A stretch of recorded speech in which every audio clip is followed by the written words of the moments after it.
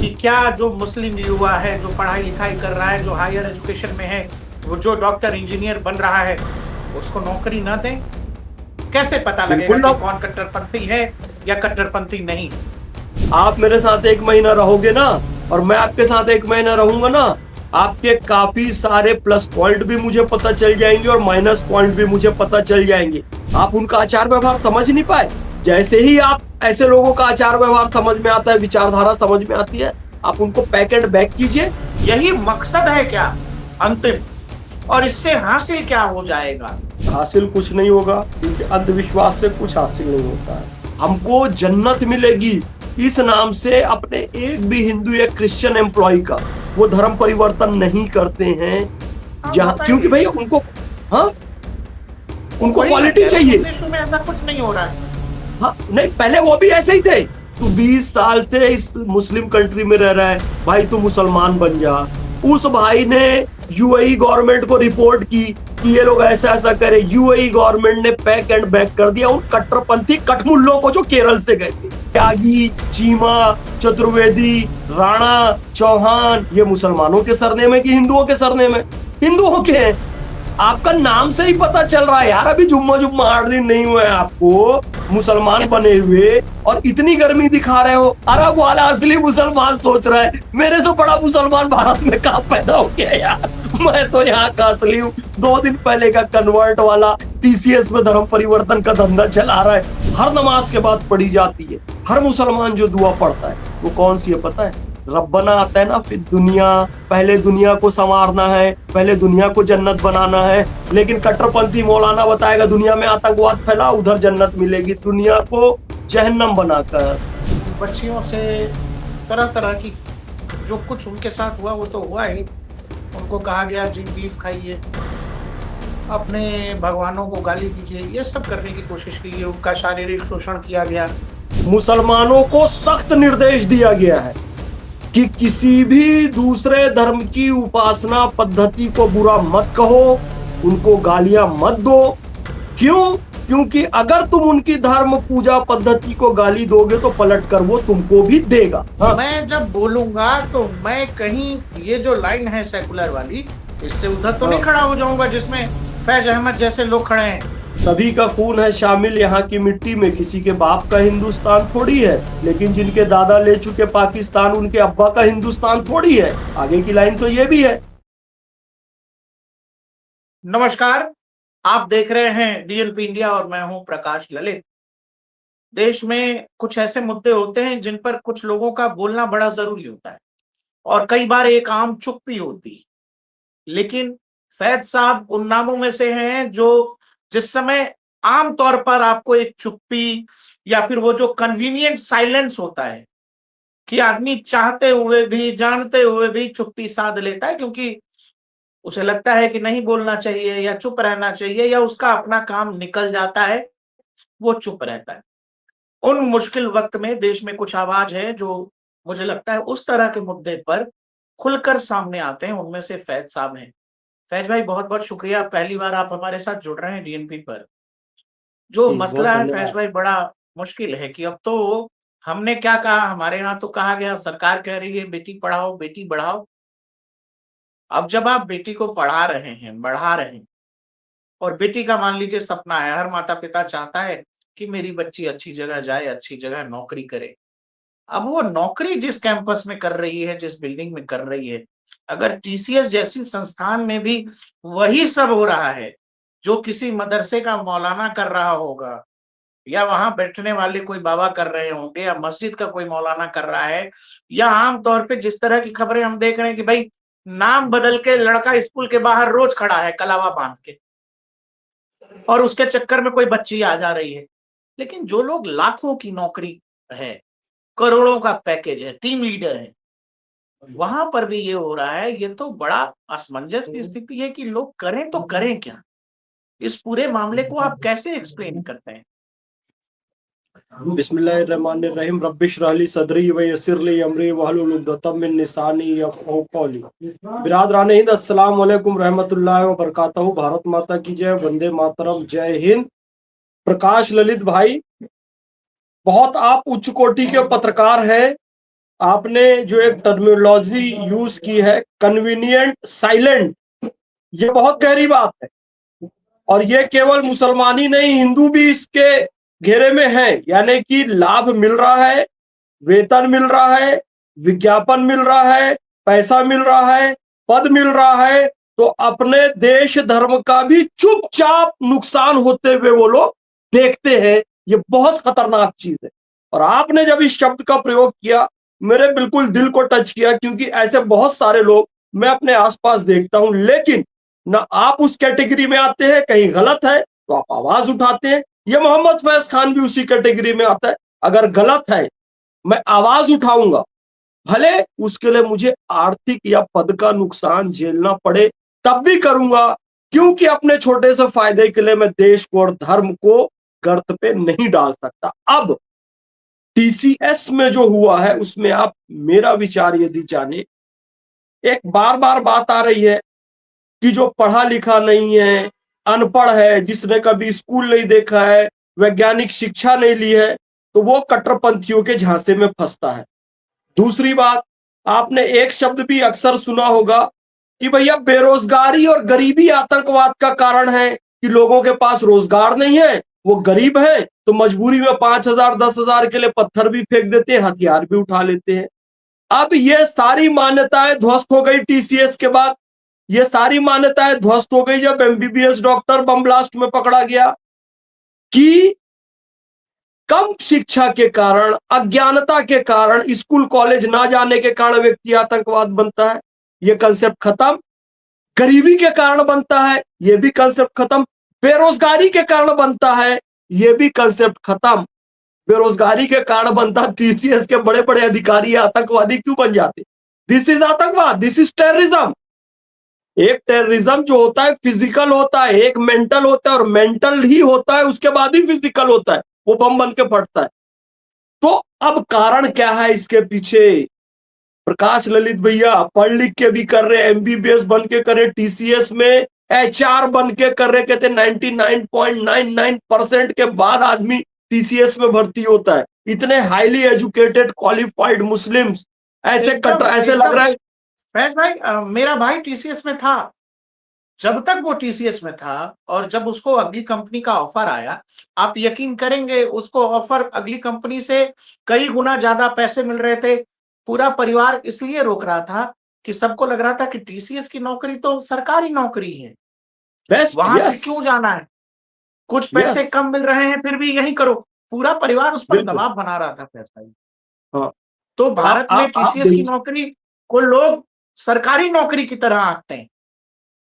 भाई भरोसा है हमको खुद को, विस्तारा हो, तनिष्क हो, या फिर टाइटन हो, या तमाम इनके जो ब्रांड आते हैं, और टीसीएस सर्विसेज के क्षेत्र में जो है, मतलब टॉप है, टॉप है। हम खुद उस पर बहुत भरोसा करते हैं, विश्वास करते हैं। तो इस सब के बावजूद भी ऐसा क्यों हुआ, ये ध्यान देने वाली बात है। बचपन से जो ब्रेन तैयार किया जाता है ना, मैं एक बात बार बार कहता हूं, कट्टरपंथी मुसलमान मेरे ऊपर अटैक करते हैं। मुसलमानों में बहुत बड़े धर्म सुधार आंदोलन की आवश्यकता है।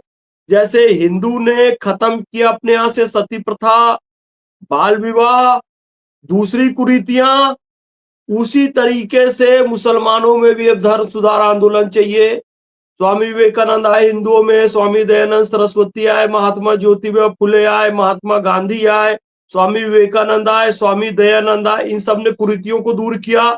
अस्पृश्यता की एक बड़ी समस्या थी, दूर किया। आज तक मुसलमानों में धर्म सुधार आंदोलन नहीं हुआ।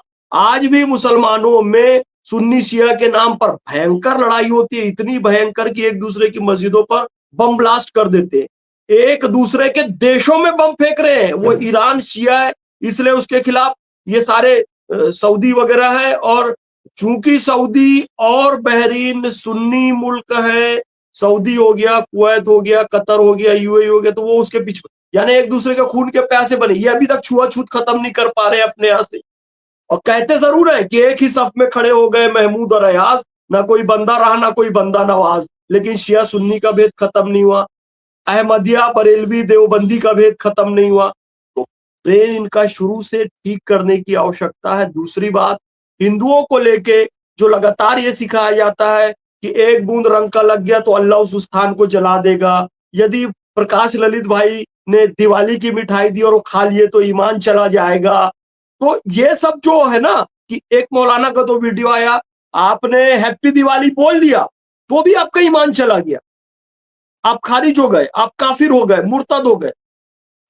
कोई हिंदू मरे, उसका जनाजा आप देखो तो फिनारे जहन्नुम कह दो, ये जहन्नुम में जानो। तो ये सब ना बचपन से यदि बच्चों के दिमाग में डाल दिया जाएगा तो बड़ा होके चरमपंथी बनेगा, बड़ा होके आतंकवादी बनेगा, बड़ा होके टीसीएस का अधिकारी भी बनेगा। तो ऐसा लगेगा जैसे वो मुरीद की और मरकजे सुबहान अल्लाह पाकिस्तान का ट्रेनिंग सेंटर है आतंकवादियों का। टीसीएस को इन लोगों ने ऐसा डिजाइन कर दिया कि जैसे पाकिस्तान का मरकजे सुबहान अल्लाह है, जिसपे ऑपरेशन सिंदूर में आतंकवादियों ने बम ब्लास्ट किया, जिसपे ऑपरेशन सिंदूर में आतंकवादियों के ऊपर हमने मिसाइल मारी, आतंकवादियों के ठिकानों को हमने ऑपरेशन सिंदूर में खत्म किया।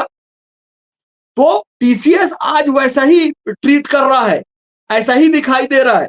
तो मैं एक चीज और इसमें ऐड करना चाहूंगा भैया, प्रकाश भैया।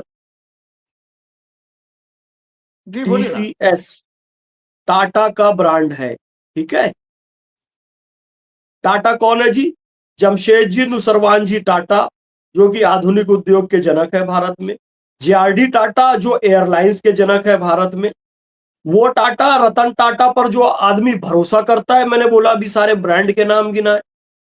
ये टाटा, सुनिएगा ध्यान से, ये टाटा भारत के महान वैज्ञानिक होमी जहांगीर भाभा, भारत के प्रथम field marshal Sam Manekshaw, Bharat के grand old man of India poverty and un British rule in India के लेखक दादा भाई नौरोजी, जिनको नरम दल गरम दल दोनों मानते थे, जो ब्रिटिश संसद में दहाड़ते थे फिरोज शाह मेहता, मैडम भीखाजी कामा, बोमन ईरानी अभी, और श्यामक डावर जो डांस के कोरियोग्राफर हैं। ये सब कौन लोग हैं? ये वो लोग हैं जो मूल जिनका देश पारस था, ईरान था। ये पारसी इसलिए कहलाते हैं। फारस में मुस्लिम चरमपंथी जब आए, इनको छोड़कर अपना दीपक लेकर, अपनी पवित्र अग्नि लेकर ये भागे, और भागकर कहाँ आए? भारत आए, और भारत में उन्हें शरण मिली। आज गोवा से लेकर सूरत तक जाओ, हर पारसी के घर में एक दीपक जलता है अग्नि का, जो कि उनका भगवान, जिसे भगवान के रूप में पूछ। वो अग्नि फारस उनके देश में सुरक्षित नहीं रही, मुस्लिम चरमपंथियों ने खत्म कर दिया। आपको भारत ने सुरक्षा दी, और फिर आपने देखा कि टाटा के ही ब्रांड ताज होटल में उन्हीं पाकिस्तान के आतंकवादियों ने, मुस्लिम चरमपंथियों ने हमला किया। उसके बाद भी आपको होश नहीं आता है? उसके बाद भी आप ऐसे कट्टरपंथियों को भर्ती करते हैं, जिन्होंने आपको आपके मूल देश ईरान से भगाया, जिन्होंने आपके ताजमहल होटल पे हमला किया, टाटा का वो होटल था। उसके बाद भी आप ऐसे चरमपंथियों को कैसे रिक्रूट कर सकते हैं? कैसे एचआर जैसे लेकिन इंपॉर्टेंट पद पर आप उनको बैठा फिर सकते लोग ये पूछेंगे, कि क्या जो मुस्लिम युवा है, जो पढ़ाई लिखाई कर रहा है, जो हायर एजुकेशन में है, वो जो डॉक्टर इंजीनियर बन रहा है, उसको नौकरी ना दें? कैसे पता लगेगा बिल्कुल कि कौन कट्टरपंथी है या कट्टरपंथी नहीं? बिल्कुल नौकरी देना चाहिए, क्यों नहीं नौकरी देना चाहिए। अब पता कैसे लगेगा, ये तो इंपॉर्टेंट बात है। अब कोई मेटल डिटेक्टर लेकर बैठा तो है नहीं। आप प्रवेश परीक्षाओं में कहीं कोई भेदभाव नहीं होगा, लेकिन भैया आप मेरे साथ 1 महीना रहोगे ना, और मैं आपके साथ 1 महीना रहूंगा ना, आपके काफी सारे प्लस पॉइंट भी मुझे पता चल जाएंगे और माइनस पॉइंट भी मुझे पता चल जाएंगे। सुनिए, आप अपने दोस्त को देखिए जिसके साथ आप हॉस्टल में रहे, आप अपने भाई को देखिए, अपनी बहन को देखिए, आपको अच्छे से पता है ये सो के कितने बजे उठेगी, आपको अच्छे से पता है इसका फोन आ रहा है तो ये पैसे के लिए फोन कर रही है, कर रहा है, या मेरे चिंता इसको है कहीं मैं ठीक ठाक हूं कि नहीं, इसके लिए फोन कर रहा है। और आप जानते हैं, इसलिए आप कई लोगों का फोन उठाते भी नहीं है, और कई लोगों का फोन तुरंत उठा लेते हैं। ये सबके साथ होता है ना ऐसा, क्योंकि हम अपने संगी साथी भाई बहन का आचार व्यवहार जानते हैं, हर चीज जानते हैं। वो इतने सालों से जॉब कर रहे हैं, आप उनका आचार व्यवहार समझ नहीं पाए। जैसे ही आप ऐसे लोगों का आचार व्यवहार समझ में आता है, विचारधारा समझ में आती है, आप उनको पैक एंड बैक कीजिए, या आप उनको चेतावनी दीजिए। हैप्पी बर्थडे हर ऑफिस में लगा सकते हो, लगाते हो कि नहीं? आज फलाने एम्प्लॉय का हैप्पी बर्थडे है जी, क्यों लगाए हो? इससे वो प्रोत्साहित होता है जी। इसलिए हम सब अपने एम्प्लॉय का हैप्पी बर्थडे जान के रखें, और जिस दिन उनका बर्थडे होता है तो हम नोटिस बोर्ड पे हैप्पी बर्थडे लगाते हैं कि नहीं लगाते? बेस्ट एम्प्लॉय ये रहा एम्प्लॉय ऑफ द वीक, उसकी फोटो लगाते हैं कि नहीं लगाते? एम्प्लॉय ऑफ द मंथ लगाते हैं कि क्यों? तो यार जिसने वर्स्ट काम किया है उसको भी फिर पब्लिकली लगाओ, एक बार धमकी देके, एक बार वार्निंग दो, नहीं तो नोटिस बोर्ड में उसको भी लगाओ कि worst employee of the month, उसका भी लगाओ कि ये कट्टरपंथी एम्प्लॉय अच्छा, ऑफ द ईयर। हम लोग बचपन से ये पढ़ रहे हैं, आपने भी यही पढ़ा होगा, हिंदू मुस्लिम सिख ईसाई आपस में सब भाई भाई, ये पढ़ते हैं, हाँ यही बताया गया हाँ है, यही सीखा भी है, जो बेस्ट है हाँ वो अपनी तरफ से करने की कोशिश भी करते हैं। हम्म, लेकिन टीसीएस का मामला हो, और टीसीएस जैसे ये उत्तर प्रदेश में छांगुर जिसने रेट लिस्ट तय की कर रखी थी, ठाकुर हम्म, लड़की है, ब्राह्मण लड़की है, दलित लड़की है, इस हिसाब से रेट लिस्ट थी। उस मतलब जो भी टीसीएस में लोग होंगे उसमें तो सभी धर्म और संप्रदाय के लोग होंगे, वो लोग क्यों नहीं इस तरह का कुछ कर रहे थे? ये कौन सी वो है जो आपको मजबूर कर रहा है कि आप लाख रुपए का महीना कमा रहे हैं, करोड़ों रुपए का सालाना कमा रहे हैं, घूम फिर के मुश्को पुनः मुश्को मूषक भवंती टाइप का, चूहा फिर से चूहा हो गया, कहा गया कि भाई आप उसी कहानी पर आ जाते हैं जो मस्जिद में बैठ के कोई मौलाना या मदरसे में बैठ के कोई वो कर रहा है, वही कहानी आप वहां बैठ के क्यों कर रहे हैं? जबकि वहां तो ईसाई भी होंगे, वो तो नहीं कर रहे हैं, लोगों को ईसाई बना रहे हैं। यही मकसद है क्या अंतिम? और इससे हासिल क्या हो जाएगा? क्या हासिल करने की कोशिश है? ये सब नए लड़के हैं, मतलब 25 से लेके 30-40 साल की उम्र के लड़के होंगे ये सब। देखिए इससे हासिल कुछ नहीं होगा, क्योंकि अंधविश्वास से कुछ हासिल नहीं होता है। अंधविश्वास अंततः पतन का कारण बनता है, आपके पतन का कारण बनता है, आपके आसपास जो लोग रहते हैं उनके पतन का कारण बनता है। अलावा अंधविश्वास के ये कुछ नहीं है। गल्फ के जो मुस्लिम देश हैं वो इस बात को भली भांति समझ चुके हैं और जान चुके हैं कि धर्म बिल्कुल निजी वस्तु है, धर्म आत्मशुद्धि की हुई विषय वस्तु है। इस बात को Saudi Arab, Dubai, Bahrain, Kuwait, Qatar, Oman बहुत अच्छे से समझ चुके हैं। सड़कों पर वहां कोई नमाज नहीं पढ़ता है, गाजा फिलिस्तीन जिंदाबाद करके कोई वहां पर सड़कों पर नहीं निकलता है, और हमको जन्नत मिलेगी इस नाम से अपने एक भी हिंदू या क्रिश्चियन एम्प्लॉय का वो धर्म परिवर्तन नहीं करते हैं। हाँ, जहां क्योंकि बताइए। भैया उनको, हाँ, उनको वही मैं क्वालिटी कह रहा हूँ, उन चाहिए। देशों में ऐसा कुछ नहीं हो रहा है। हाँ नहीं, पहले वो भी ऐसे ही थे भाई। मेजर धर्म परिवर्तन तो वहां पे हुआ ना गल्फ में, कब? शुरू शुरू में हुआ, उनमें भी कट्टरता थी, लेकिन उनके समय के साथ क्या समझ में आया, भैया दुनिया के साथ अगर चलना है तो हमको अमेरिका का एम्प्लॉय भी चाहिए, हमको भारत का एम्प्लॉय चाहिए, हमको फिलिस्तीन का एम्प्लॉय चाहिए, हमको इन सब के साइंटिस्ट चाहिए, हमको इनका साइंस टेक चाहिए। भारत आईटी का हब है, आईटी के हमको विद्वान चाहिए। तो उन्होंने क्या किया, चूंकि आधुनिक विश्व के साथ चलना है तो अपने यहाँ कट्टरपन का धंधा खत्म कर दिया। अब मैं आपको एक ओरिजिनल घटना बताता हूं। मैं अभी यूएई गया था, दुबई गया था, वहां एक दक्षिण भारतीय इंजीनियर, आईटी के सॉफ्टवेयर के स्पेशलिस्ट 20 साल से काम कर रहे हैं दुबई में। उन्होंने कहा मैं हिंदू हूं, दक्षिण भारतीय धर्मनिष्ठ हिंदू हूं, 20 साल से दुबई में काम कर रहा हूं।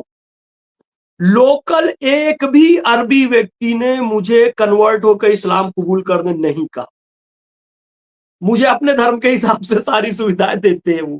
लेकिन भारत में केरल से चरमपंथी मुसलमान जब दुबई जाते हैं तो उस दक्षिण भारतीय भाई को ये कहते हैं तू 20 साल से इस मुस्लिम कंट्री में रह रहा है, भाई तू मुसलमान बन जा। उस भाई ने यूएई गवर्नमेंट को रिपोर्ट की कि ये लोग ऐसा ऐसा करे। यूएई गवर्नमेंट ने पैक एंड बैक कर दिया उन कट्टरपंथी कठमुल्लों को जो केरल से गए थे। यानी कि दुबई समझ चुका है भैया विकास कहां पे। लेकिन भारत के अभी ये जो नए नए पर धर्म परिवर्तन वाले कटमुल्ले इस नए नए इसलिए बोलते देखो हम भी मुसलमान है, मैं पक्का मुसलमान हूं, ला इलाहा इल्लल्लाह मोहम्मद रसूलुल्लाह मैं पढ़ता हूं। भाई हम आज से 800 साल पहले ख्वाजा गरीब नवाज, ख्वाजा मोइनुद्दीन चिश्ती अजमेरी रहमतुल्लाह अलैह के हाथों हमने इस्लाम कबूल किया, तो हमको 800 साल हो गया।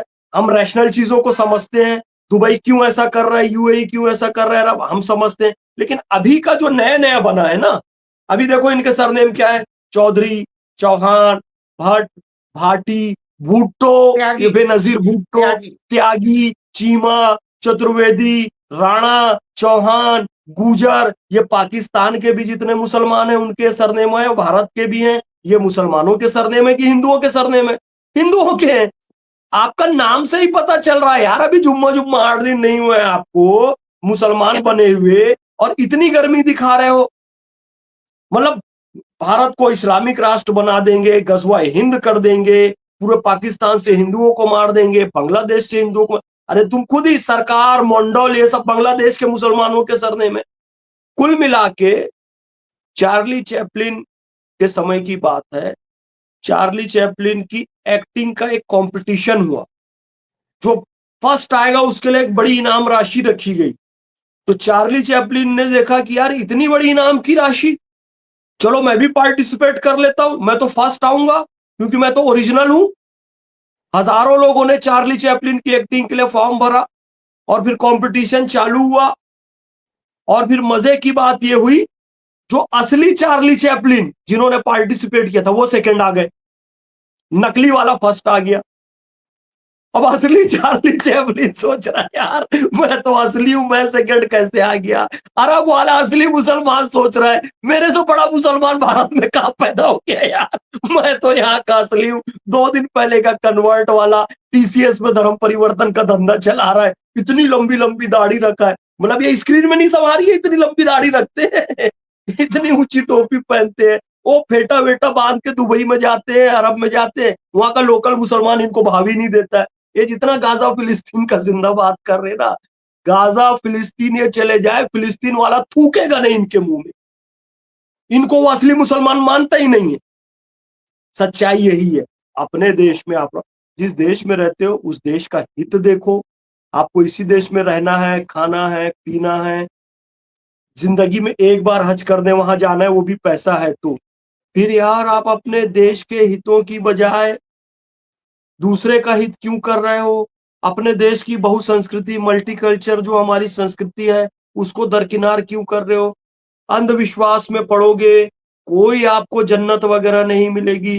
जो मुसलमानों की दुआ है, जो फेवरेट दुआ है, मैं आपको बता रहा हूं, ध्यान से सुनो, अरबी में है पर आपको समझ में आ जाएगी क्योंकि बड़ी आसान सी अरबी है उसमें। रब्बना आतैना फिद दुनिया हसनतौ व फिल आखिरती हसरतौ वकीना अज़ाबन्नार। पहले दुनिया आया फिर आखिरत आया। देखो ये मुस्लिम कट्टरपंथी आपको अक्सर बोलते हुए आप इनको सुनेंगे, क्या प्रकाश भाई पता है, ये दुनिया कुछ नहीं है, असली तो आखिरत है, वहां जाना है अल्लाह के पास, वहां हमेशा जन्नत में। ये दुनिया में कोई घर मकान नौकरी मिले ना मिले कोई बात नहीं, यहाँ भूखे प्यासे वहां जन्नत में महल मिलेगा। ये अधूरी बात है, झूठी बात है, गलत बात है, इस्लाम के खिलाफ बात है। हमारी जो फेवरेट सबसे अधिक दुआ जो हर नमाज में, हर नमाज के बाद पढ़ी जाती है, हर मुसलमान जो दुआ पढ़ता है वो कौन सी है पता है? रब्बना आतैना फिद दुनिया, पहले दुनिया को संवारना है, पहले दुनिया को जन्नत बनाना है, पहले दुनिया में साफ सफाई रखनी है, पहले दुनिया में वैचारिक शुद्धता रखनी है, पहले दुनिया में दूसरों की मदद करना है, पहले दुनिया में दूसरों का सम्मान करना है, दुनिया को साफ सुंदर स्वच्छ आतंकवाद रहित प्रदूषण मुक्त, वैचारिक प्रदूषण मुक्त बनाओगे, फिर आखिरत में आपको जन्नत मिलेगी। ये दुआ है कि दुनिया और आखिरत दोनों ठीक करना है। लेकिन कट्टरपंथी मौलाना बताएगा दुनिया में आतंकवाद फैला, उधर जन्नत मिलेगी। दुनिया को जहन्नम बनाकर कोई जन्नत नहीं मिलने वाली है। और मैं तो निदा खान के लिए एक बात कहूंगा, अच्छा आपने कट्टरपंथी मौलानाओं को एक चीज और सुनो, बार बार मैं कट्टरपंथी इसलिए बोलता हूँ कि भाई मुसलमान हम भी हैं, हम सही मुसलमान हैं, हमसे कोई स्वस्थ डिबेट कर ले आके, हम सही मुसलमान हैं। ये कट्टरपंथी है, कट्टरपंथी मौलाना, अब ये वहां के सब कट्टरपंथी तो थे ना टीसीएस के, अंधविश्वासी थे, पाखंडी थे, दोगले थे, है ना। तो इन लोगों ने, इनके मुंह से आप अक्सर सुने जी मर के 72 हुर मिलेगी पुरुषों को, मर के तो 72 हुर मिलेगी पुरुषों को जी, महिलाओं को क्या मिलेगा? महिलाओं को कुछ नहीं मिलेगा, यहाँ जो पति है वही मिलेगा, सिंगल। तो अरे निदा खान जो तू वह क्या डेयर डेविल हूं मैं और ऐसा व्हाट्सएप ग्रुप बनाई थी, अरे छोटी औरत, अरे चुड़ैल औरत, अरे डायन औरत, अरे बदजात औरत, अरे जाहिल औरत, अरे विच औरत, तू ये बता, जब कट्टरपंथी मौलानाओं के पास कंसेप्ट ही नहीं है कि तुझे जन्नत में एंजॉय के लिए कुछ मिलेगा, तो यहाँ क्यों आतंकवाद फैला रही है? यहाँ पे भी तू उनकी सेक्स स्लेव बन के रहेगी, वहां पर भी तेरे को एक पति से ही गुजारा करना पड़ेगा। क्या बोलोगे इनको। भारतीय संविधान एक बात कहता है प्रकाश भैया, क्या पता है, साइंटिफिक टेम्परामेंट अपने अंदर पैदा करो। फिर कहता हूं ये कट्टरपंथी मौलाना, कट्टरपंथी मुसलमान, भारतीय संविधान ने हमें ये अधिकार दिया। अरे अधिकार से पहले कर्तव्य होता है, तू अपना कर्तव्य पूरा नहीं करेगा। साइंटिफिक टेम्परामेंट की बात कही है, ये साइंटिफिक टेम्परामेंट वाली बात है या बम ब्लास्ट करोगे वहां पर आपको जन्नत में 72 रूर मिलेगी? ये तो घोर अंधविश्वास है। जब आप साइंटिफिक टेम्परामेंट पैदा नहीं करते हो तो आप कर्तव्य को पूरा नहीं करते हो भारतीय संविधान के, तो अधिकार भी आपको नहीं मिलेगा। आप बार बार कहते हो मैं वंदे मातरम नहीं बोलूंगा, ये बोलने का, ये मुझे संविधान इस बात की इजाजत देता है कि मैं क्या बोलूं क्या ना बोलूं। संविधान किस देश का संविधान? पाकिस्तान का संविधान नहीं, वो भारत कहते का हैं ये संविधान। इस्लाम के खिलाफ हाँ, है, नहीं, इस्लाम के अरे खिलाफ है। वो सब बदमाश लोग हैं, जाहिल लोग हैं, गधे लोग हैं, मूर्ख लोग हैं। आके मुझसे चर्चा करें, स्वस्थ बहस करें। इस्लाम के खिलाफ नहीं है। मैं आपको ये बात स्पष्ट बताऊं, ये संविधान लचीला है। लचीला क्यों है? आप कुछ बोले ना बोले, आप पे दबाव नहीं है। क्यों है? क्योंकि हिंदू बहुसंख्यक हैं। ये जो तुम्हारी ये जो रुबीना इकबाल पार्षद है, कह रही है इंदौर की मुझे संविधान इजाजत देता है कि मैं वंदे मातरम बोलूं ना बोलूं। तो संविधान इसलिए इजाजत दे रहा है क्योंकि बहुसंख्यक हिंदुओं ने संविधान बनाया। जहां तुम्हारे कठमुल्लाओं ने पाकिस्तान में संविधान बनाया, वहां पर तो बेटा तुमको अल्लाह अकबर बोलना ही पड़ेगा। वहां नहीं बोलोगे तो हिंदुओं को मार मार के खत्म कर दिया। तो कट्टरपंथ का संविधान बना जहां मुस्लिम बहुसंख्यक थे, उदारपंथ का संविधान बना जहां पर हिंदू बहुसंख्यक थे। तो हिंदू भाइयों के चरण को धोकर रुबीना इकबाल को पीना चाहिए कि नहीं पीना चाहिए? अपनी हिंदू माताओं बहनों को, हिंदू भाइयों को वो खड़ा करे, उन सबके पैर धोए और उन सबके पैर धो को पिए रुबीना इकबाल पार्षद, क्योंकि वो इतने अच्छे देश में रह रही है, ऐसे हिंदुओं के बीच रह रही है, सैकड़ों हिंदुओं के बीच वो बोलती है कि तुम एक बाप की औलाद हो तो मुझसे वंदे मातरम बुलवा कर दिखाओ। यानी कि माँ की गाली दी ना हिंदुओं को, सैकड़ों हिंदुओं को गाली दी, करोड़ों हिंदुओं को। जिंदा घूम रही है, आराम से घूम रही है, मौत से घूम रही है, जगह जगह प्रेस कॉन्फ्रेंस करिए, हिंदुओं को माँ की गाली देकर तुम एक बाप की औलाद हो तो बुलवा कर दिखाओ। इसका मतलब माँ की गाली होता है। एक बेचारा कन्हैया लाल धोखे से स्टेटस लगा लिया था, उसकी गर्दन काट दिए। ये हिंदुओं की माँ को माँ की छुट्टी गाली देकर घूम रही है। तो हिंदू इतना उदार है तो हिंदुओं के चरण होके पीना चाहिए कि नहीं पीना चाहिए इसको? कहते हैं इस्लाम में वंदे मातरम बोलना गलत है। अगर वंदे मातरम बोलना गलत है तो ये दूसरा सेंटेंस बोलते हैं हम सारे जहां से अच्छा हिंदुस्तान हमारा बोल सकते हैं, हम हिंदुस्तान जिंदाबाद बोल सकते हैं। तो भाई अगर वंदे मातरम बोलना गलत है ना, सारे जहां से अच्छा बोलना बहुत बड़ा शिर्क है, सबसे बड़ा गुनाह सारे जहां से अच्छा हिंदुस्तान हमारा बोलना है। ये कट्टरपंथियों के अनुसार मैं इनको बताता हूं, कुरान शरीफ में पहला पहला जो सूरह है सूरह फातिहा, उसमें क्लियर है अल्हम्दुलिल्लाह रब्बिल आलमीन, सब तारीफ अल्लाह के लिए जो सारे आलम का रब है, सारी तारीफ अल्लाह के लिए जो सारे आलम का रब है। तो ये बताओ सारे जहां से अच्छा अल्लाह है कि हिंदुस्तान है? कुरान के हिसाब से तो अल्लाह है, इस्लाम के हिसाब से जब सब तारीफ अल्लाह के लिए, तो हमने कहा सारे जहां से अच्छा हिंदुस्तान हमारा, तो शिर्क हो गया। अब रूबीना इकबाल ने जैसी कहा सारे जहां से अच्छा हिंदुस्तान हमारा, तो भाई शिर्क हो गया, क्योंकि सारे जहां से अच्छा तो अल्लाह है और सब तारीफ अल्लाह के लिए। जैसे ही मैंने बोला प्रकाश ललित भाई आप बहुत अच्छे पत्रकार हैं, शिर्क हो गया, क्योंकि सबसे अच्छा कौन है दुनिया में और सब तारीफ किसके लिए है? अल्लाह के लिए है। तो यदि मैंने आपकी तारीफ कर दी तो शिर्क हो गया। मैंने अपने बच्चे की कोई पीठ ठोक दी कि बेटा तू बहुत अच्छा प्लेयर है, तो कुरान शरीफ तो कह रहा है बहुत अच्छा, सबसे अच्छा, सारी तारीफ अल्लाह के लिए है। तो जैसे ही हम किसी को अच्छा बोले, तारीफ बोले, बेस्ट परफॉर्मर बोले, गए ईमान से, तो ऐसे तो रोजमर्रा का जीना ही खत्म हो जाएगा, हराम हो जाएगा। तो ये बकवास बातें हैं, कट्टरपंथियों की बातें हैं कि वंदे मातरम बोलने से ईमान चला जाता है। वंदे मातरम बोलने से ईमान मजबूत होता है। जो वंदे मातरम नहीं बोलेगा पक्का जहन्नम में जाएगा, इस बात को लिख कर रख लो। वंदे मातरम उन हम जिस बच्चों देश को में रहते हैं, खाते हैं, पीते हैं, उस देश की तारीफ है, उसकी प्रशंसा है, उसकी अजमत है, उसकी इज्जत है कि यहाँ हमें जल मिल रहा है, सुजलाम सुफलाम, यहाँ फल मिल रहा है, मलयज शीतलाम शस्य श्यामलाम मातरम वंदे मातरम, शुभ्र ज्योत्सना पुलकित यामिनी, पुल्ल कुसुमिता द्रुमदल शोभिनी, सुहासिनी सुमधुर भाषिणी सुखदाम वरदाम मातरम वंदे मातरम। अरे भाई ये हमारी हमारी वतन की तारीफ है। कोटि कोटि कंठ कल कल निनाद कर ले। हैं? हम कंठ कंठ से ये कह रहे हैं कि भाई हमारे वतन की इज्जत है, हमारे वतन की प्रतिष्ठा है। तो उसमें दिक्कत क्या है? तो आपको दिक्कत क्या है? कोटि कोटि कंठ कल कल निनाद कर ले, कोटि कोटि भुजैर धृत खर करवा ले, अबला के नो महती बोले, बहुबल धारणिम नमामि तारणिम रिपुदर वाणी मातरम वंदे मातरम। भाई क्या दिक्कत है जब वतन की इज्जत हो रही है, वतन की प्रशंसा हो रही है? तुम्ही विद्या तुम्ही धर्म तुम्ही हृदय तुम्ही मर्म, तुम ही प्राणा शरीर बाहुते तुम्ही माँ शक्ति, हृदय तुम्ही माँ भक्ति, तोमराई प्रतिमा गढ़ी मंदिरे मंदिरे वंदे मातरम। भाई वो मात्र स्वरूप जिसको हम भारत माँ मानते हैं, जिसको हम गौ माँ मानते हैं, गंगा माँ मानते हैं, धरती माँ मानते हैं, उसकी तारीफ हो रही तो आपको क्या दिक्कत है? हैं? त्वं ही फैज दुर्गा भाई, दश प्रणव धारिणी कमला कमल दल विहारिणी वाणी विद्या दायिनी नमामि त्वाम नमामि कमलाम अमलाम अतुलाम सुजलाम सुफलाम मातरम वंदे मातरम श्यामलाम सरलाम सुष्मिताम भूषिताम धरणीम भरणीम मातरम वंदे मातरम।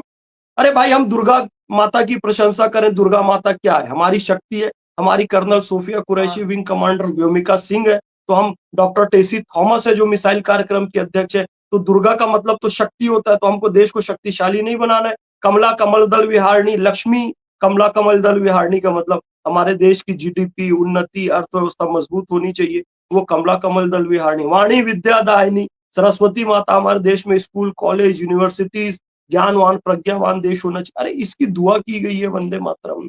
जो कट्टरपंथी पीछे पड़े, यार नहीं गाना है तुम्हारे लिए पाकिस्तान बनाए थे, जिन्ना बोला था नहीं गा सकता।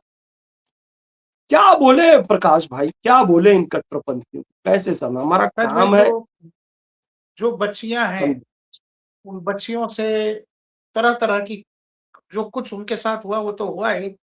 उनको कहा गया जी बीफ खाइए, अपने भगवानों को गाली दीजिए, ये सब करने की कोशिश की गई, उनका शारीरिक शोषण किया गया। प्रॉपर एक सिंडिकेट बना हुआ था जिसमें 8-10 लोग थे, उसमें महिलाएं भी शामिल हैं। कुछ एक हिंदुओं का भी नाम आ रहा है उसमें, जो लोग उस पूरे के पूरे सिंडिकेट में थे। अधिकतर वो बच्चियां हैं जो या तो गरीब हैं, दलित परिवार से हैं। ऐसे लोगों को टारगेट किया गया जिनको बाकायदा उनकी पहचान कर ली गई इंटरव्यू के दौरान ही। इंटरव्यू के दौरान उनके बैकग्राउंड की जानकारी ली गई और उसके बाद ये पूरा का पूरा प्रपंच शुरू होता है, जिसमें एक आदमी अगर उस बच्ची का शोषण करके हटता है, दूसरा इसलिए करता है क्योंकि दूसरा ये कहता है कि मेरे पास तुम्हारे वीडियोज़ हैं, तुम्हारे परिवार को भेज दूँगा। बच्ची शिकायत भी नहीं करती है, शिकायत तो वहाँ पर कोई समाज सेवी था, उसने पुलिस को कह के किया कि भाई एक बच्ची है जिसने रोज़ा रखना शुरू कर दिया है। मेरे कहने का मतलब ये है कि अब कहानी जब घर में बच्चियां सुरक्षित पहले नहीं थी, लोगों ने कहा कि जी गर्भ में बच्चियों को कुछ लोग मार दे रहे हैं, बेटी पता लगता है लोग मार देते हैं। अब जब हम उस भारत में हैं जहां हम कह रहे हैं कि बेटी पढ़ाओ, बेटी घर से निकलकर जब अपना नाम ऊंचा कर रही है, वहां भी दरिंदे बैठे हुए हैं और उनका बकायदा ब्रेन वॉश कर दिया जाता है, जहां वो अपने परिवार से लड़कर भिड़कर वो सब कुछ करना शुरू कर देते हैं। जब तक ये पता लगता है कि आने वाले समय में वो शायद किसी फ्रिज में टुकड़ों के रूप में काट कर रख दी जाएँगी, तब तक मामला बहुत लेट हो जाता है फैज़ भाई। बचेंगे कैसे? बचने का क्या रास्ता है? जो पहली बात तो ये है फैज़ भाई, ये बात आप बेहतर जानते हैं, इस देश में कुछ लोग इसको समस्या मानने को ही तैयार नहीं है कि कन्वर्ज़न या लव जिहाद जैसी कोई चीज़ है। पहले तो लोग जो समस्या नहीं मानने को तैयार हैं, उनके लिए 2-4 लाइन कहिए। दूसरा ये, मेरे घर की बहन जाएगी नौकरी करने, मुझे उसको क्या बताना है, क्या समझाना है, क्या सिखाना है? क्योंकि पर्देदारी से बात चलेगी नहीं। बाहर सब कुछ अच्छा-अच्छा नहीं है। जो बुरा है, उसके बारे में बुरा-बुरा कहकर बताना भी पड़ेगा। फिर लोग कहते हैं कि अरे आप सेकुलर नहीं हैं क्या? आप कैसी बातें कर रहे हैं? आप एक कौम को बदनाम करने की कोशिश कर रहे हैं। ज़रा इस पर वो लोग जिनको शायद नासिक के बाद अपनी बच्चियों को देखकर, अपनी बेटियों को देखकर चिंता हो रही होगी, उनके लिए आप क्या कहेंगे ज़रा बताएँ?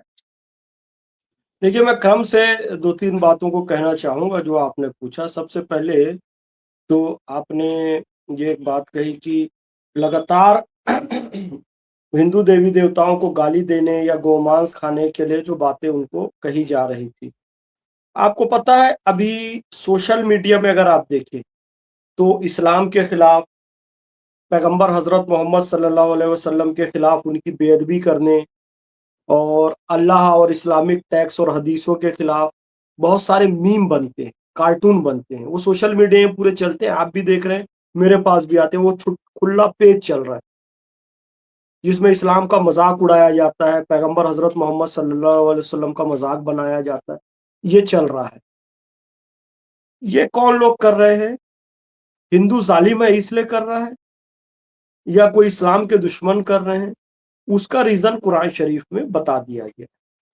रीजन ये बताया गया है, मुसलमानों को सख्त निर्देश दिया गया है कि किसी भी दूसरे धर्म की उपासना पद्धति को बुरा मत कहो, उनको गालियां मत दो। क्यों? क्योंकि अगर तुम उनकी धर्म पूजा पद्धति को गाली दोगे तो पलटकर वो तुमको भी देगा। तो यदि इस्लाम के खिलाफ, मुसलमानों के खिलाफ पैगंबर हजरत मोहम्मद सल्लल्लाहु अलैहि वसल्लम की बेअदबी कर रहे हैं, कुरान की बेअदबी कर रहे हैं सोशल मीडिया में, तो उसका कारण टीसीएस जैसे मुस्लिम अधिकारी हैं। निदा खान जैसी बेगैरत बेहया जालिम औरत है जो कि इब्लीस खब्बीस की जायज औलाद है। उसने चूंकि हिंदू लड़कियों को कहा कि अपने धर्म को गाली दो, गो मांस खाओ, अब बोलो ये खबर आने के बाद सोशल मीडिया में इस्लाम को और अपमानित करने वाली पोस्ट बढ़ी है कि नहीं बढ़ी है? बढ़ी है। तो इसका कारण कौन है? इसका कारण वही निदा खान है। इसका कारण वही मुस्लिम दाढ़ी वाले टोपी वाले कर्मचारी, वही लोग हैं जो लड़कियों को का वीडियो बनाकर वायरल करने की धमकी दे रहे थे, वही लोग हैं जो उनका यौन शोषण कर रहे थे, वही धर्म है जो नमाज को सुपीरियर बताकर मूर्ति पूजा को गंदा बता रहे थे। जबकि कुरान ने स्पष्ट क्या कहा है, किसी की भी दूसरे की पूजा पद्धति को गलत बोलोगे तो वो तुम्हारी पूजा पद्धति को गालियां देगा, इसलिए किसी दूसरे को गलत नहीं बोलो। तो तुमने कुरान के खिलाफ काम किया तो तुम्हारे कारण मुसलमानों को गालियां पड़ रही हैं। इस्लाम के बारे में लोग अपशब्द कह रहे हैं। हिंदू गलत नहीं है, ये कट्टरपंथी मुसलमान गलत है, और मुसलमानों को इन लोगों के खिलाफ आवाज उठानी चाहिए विद कुरानिक रेफरेंस। ठीक है।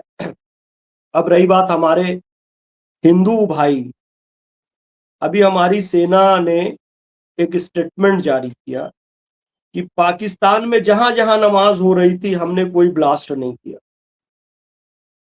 ठीक है साहब, हम लोग तो भैया इतने उदार हैं, इतने उदार हैं कि हमारी आर्मी कह रही है कि पाकिस्तान में अगर कहीं पर नमाज हो रही है, अब नमाज हो रही है, हो सकता है टेररिस्ट ग्रुप भी नमाज पढ़ रहा हो सकता है कॉमन सिविलियन भी नमाज पढ़ रहा हो, तो उन्होंने कहा नमाज पढ़ते वक्त हमने कहीं भी ब्लास्ट नहीं किया। तो हिंदुओं की उदारता का आलम यह है कि नमाज रोजा इबादत में हमारी आर्मी भी बम ब्लास्ट नहीं कर रही है, भले वो आतंकवादी हो। हिंदू अपने मंदिरों के पट खोल दे रहे हैं, आओ भैया इफ्तारी कर लो यहाँ पर। गुरु नानक देव गुरुद्वारा सारा खोल दिया जा रहा है, भाई आओ नमाज पढ़ लो यहाँ पर, अफ्तारी कर लो यहाँ पर।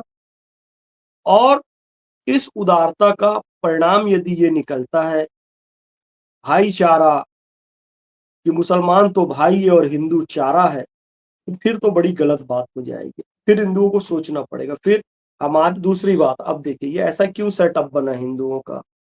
एक तो हमारे मूल में है सबको लेकर चलना है, उदार चरिता नाम वसुधैव कुटुंबकम। फिर स्वतंत्रता के बाद जिस तरीके से धर्मनिरपेक्षता के नाम पर गंदी राजनीति चालू हुई, तिलक लगा लिया तो सांप्रदायिक, टोपी लगा लिया तो धर्मनिरपेक्ष, सब्जी खा लिया तो सांप्रदायिक और बकरा हलाल करके खा लिया तो धर्मनिरपेक्ष, जय श्री राम बोल दिया तो सांप्रदायिक, अल्लाह अकबर बोल दिया तो धर्मनिरपेक्ष। कोई मंदिर जाता है, अबे मंदिर जाता है सांप्रदायिक आदमी तो वो सांप्रदायिक हो गया, और कोई मस्जिद जाता है तो जी वो धर्मनिरपेक्ष हो गया। तो ये अजीब तरह, कोई हिंदू महिला मांग में टीका लगा ले, सिंदूर लगा ले, मंगलसूत्र पहन ले तो जी सांप्रदायिक हो गई। कोई मुस्लिम महिला हिजाब पहन ले तो जी वो धर्मनिरपेक्षता का प्रतीक हो गया।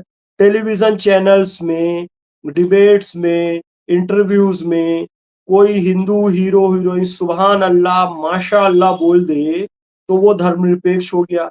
अब मेरे जैसा मुसलमान किसी डिबेट में जय श्री राम बोल देता है तो मैं सांप्रदायिक हो गया, बीजेपी का दलाल हो गया, आरएसएस का दल्ला हो गया।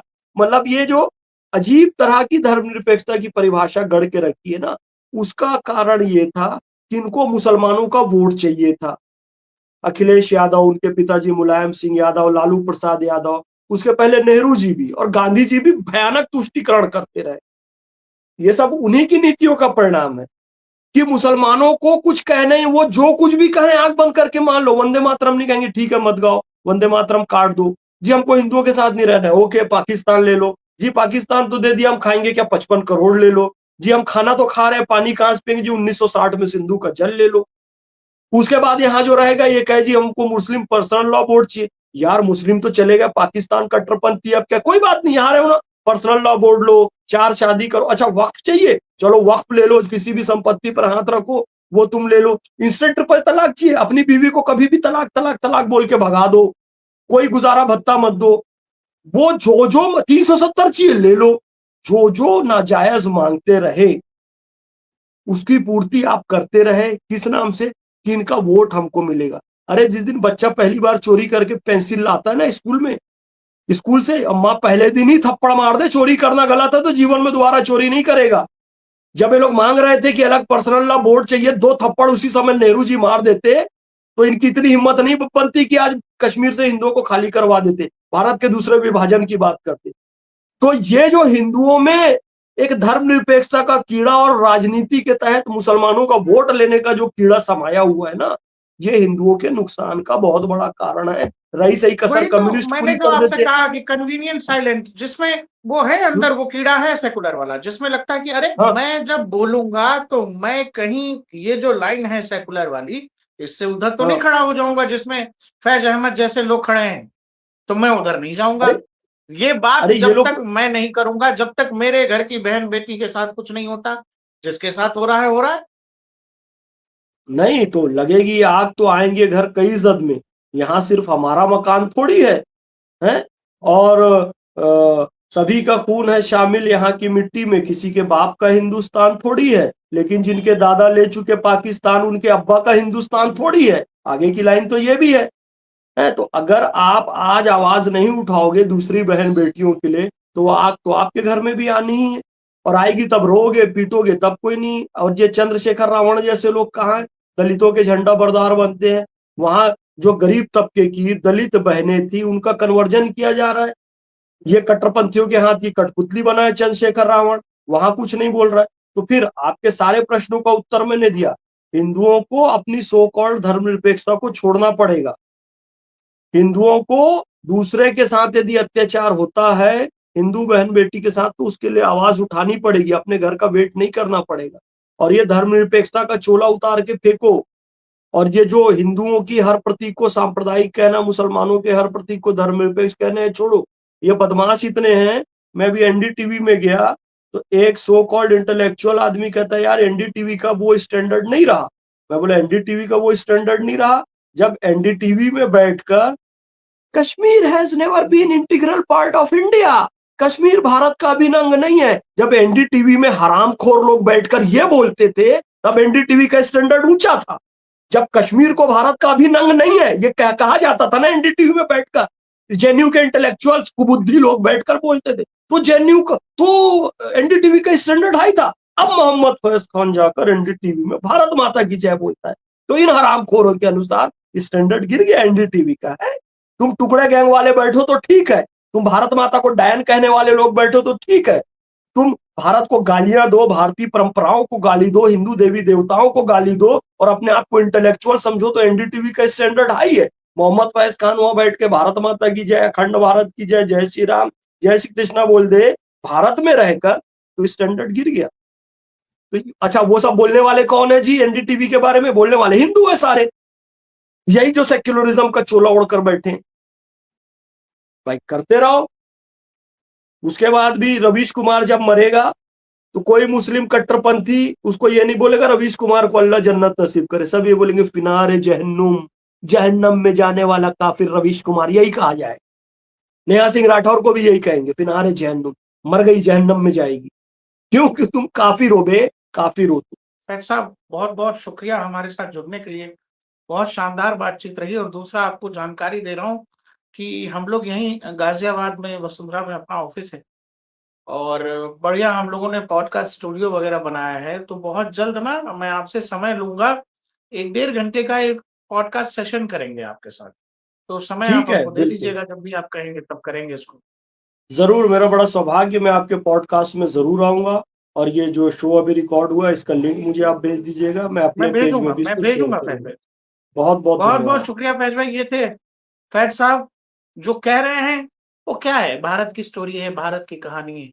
किसी भी समझदार व्यक्ति को, किसी भी उस व्यक्ति को जो ये देख रहा है कि नासिक में क्या हुआ है, उससे आप मुँह कैसे मोड़ लीजिएगा? क्या कहिएगा कि कुछ नहीं हुआ? नासिक में जो हो रहा था वो क्या है? अब क्या वो केवल नासिक में हो रहा है और बाकी जगहों पे नहीं हो रहा होगा? वो वैसी कहानी गुड़गाँव में भी होगी, वैसी कहानी दिल्ली में भी होगी, देश के अलग-अलग हिस्सों में भी होंगे, ऐसे प्रताड़ित लोग होंगे जो डर कर, सहम कर अभी तक सामने नहीं आ रहे। सच ये है कि अपने घर में ना बच्चों को धर्म के बारे में बताना शुरू करिए, गीता, रामायण, महाभारत के बारे में बताना, पढ़ाना शुरू करिए, कि कोई भी आकर के कह देगा कि कृष्ण ऐसे थे, महादेव ऐसे थे, तो उनके पास अपने तर्क होने चाहिए। जब आप अपने धर्म के बारे में अपने बच्चों को ज्ञान देंगे, तो ही वो लोग जो बाहर उनको गुमराह करने की कोशिश में हैं, वो बच सकते हैं। नहीं तो इंटरनेट पर, इंस्टाग्राम पर रील चलाते रहिए, आपके घर की बच्चियाँ, बेटियाँ ऐसे ही परेशान होती रहेंगी, जो तस्वीर आप नासिक में देख रहे हैं। बहुत-बहुत शुक्रिया फैज़ साहब हमारे साथ जुड़ने के लिए। देखते रहिए डीएनपी इंडिया, हर खबर भरोसे के साथ। धन्यवाद। थैंक यू फैज़ साहब, मिलते हैं भैया जल्दी ही ना, ठीक ना? मैं समय ज़रूर, ले लूँगा ज़रूर, आपसे। ज़रूर, जी, नमस्ते। बिल्कुल, बिल्कुल सर। नमस्कार।